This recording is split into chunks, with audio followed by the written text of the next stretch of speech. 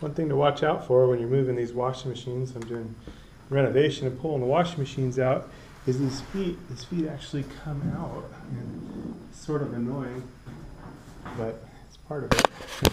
And these go in right here, fit in, but I'm not sure what the reason is as to why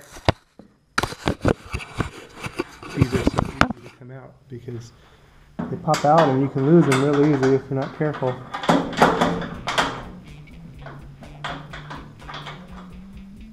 And I'm sure there's a reason as to why they come out so easy. There it is. But it seems to set into different. There we go. I think that's set in how it should be. But it just kind of pops down on its own. Again, I'm sure there's a reason as to why it does that. I'm just not really sure what it is at this point. The other one just went down. It seems almost like a shock.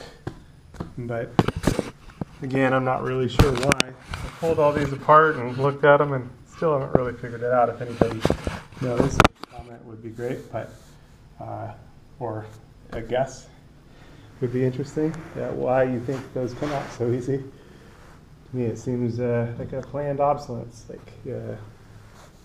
But anyway, something to watch for when you're moving these. Make sure you don't lose those feet, because once you lose it, then you're left with using something else to try to support it, a piece of wood or something. So just something to watch for.